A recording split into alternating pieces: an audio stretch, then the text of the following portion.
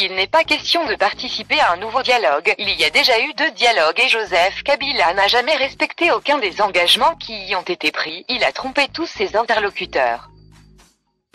Kabila a démontré que son seul objectif était de se maintenir au pouvoir par tous les moyens en se moquant éperdument du peuple congolais. Dans ces conditions, à quoi pourrait servir un 3e dialogue?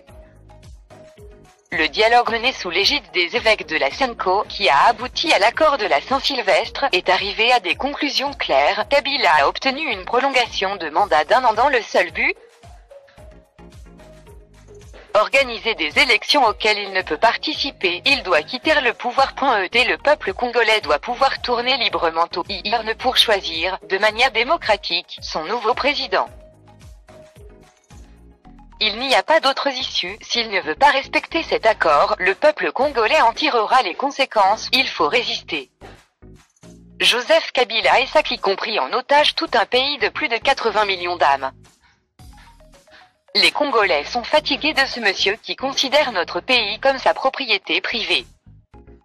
Trop, c'est trop. Il sait ce qu'il lui reste à faire pour éviter le pire et trouver une porte de sortie qui rétrécit de jour en jour. Nous savons qu'il va se rendre aux Nations Unies à New York pour expliquer qu'il a respecté ses engagements. C'est faux, archi faux. Aujourd'hui, continue à tromper l'opinion américaine par des articles dans la presse Queen Pretend Alliance imaginaire avec George Soros et par de campagnes de presse calomnieuses financées, à coups des millions de dollars, sur le dos des fonctionnaires congolais, des militaires et policiers très mal payés. Joseph Kabila et ses acolytes sillonnent le monde en prétendant que la situation du pays est sous contrôle. De qui se moque-t-il? Jamais la situation n'a été aussi grave. Les évêques en ont témoigné dans leurs messages. Partout dans le pays on assiste à la montée de la violence, de la misère et de la faim. On tue en silence, on emprisonne, on massacre pour réduire les Congolais au silence et faire croire au monde entier qu'il y a la paix. Ce monsieur a perdu le sens de la vérité. Rappelez-vous les paroles qu'il avait prononcées en 2014 du haut de la tribune des Nations Unies lorsqu'il s'était engagé devant la communauté internationale. Il sait pertinemment que lorsqu'elle demande la publication d'un calendrier électoral ou exige des comptes sur la gestion financière du processus électoral, elle ne fait que répondre aux aspirations des 80 millions de Congolais qui ne demandent que d'exercer leur droit le plus légitime. Celui d'aller aux élections pour choisir des dirigeants capables de mettre un terme aux violences, aux tueries, aux massacres, aux viols, aux fausses communes. Il n'y a là aucune ingérence. La communauté internationale ne doit en rien se sentir concernée par les menaces d'un président illégitime qui a échoué à organiser les élections dans les délais fixés et qui, pour conserver le pouvoir, est déterminé à mettre son pays à feu et à sang.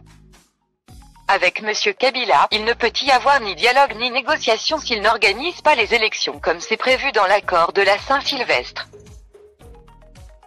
Et pas question de passer par un vote électronique, c'est le dernier tour de passe-passe qu'il a trouvé pour tenter de faire gagner sa majorité lors des élections. On sait ce qu'il est advenu du vote électronique au Kenya. Vous imaginez ce qui se passerait dans un pays sans infrastructure ni électricité? C'est une distraction entretenue par un homme qui ne sait plus à quel sens se vouer pour voler les voix des Congolais. Il interdit tout mouvement, il recourt à la force pour bâillonner le peuple et l'opposition. S'il agit ainsi, c'est parce qu'il a peur du peuple. Il l'a entendu chanter à plein poumon dans les stades de martyrs. Il l'a entendu partout, dans toutes les provinces. Il doit partir, il sait que tous les Congolais veulent le changement et veulent son départ cette année. Un peuple qui murmure est toujours redoutable, dit-on. Que dire d'un peuple qui chante votre départ?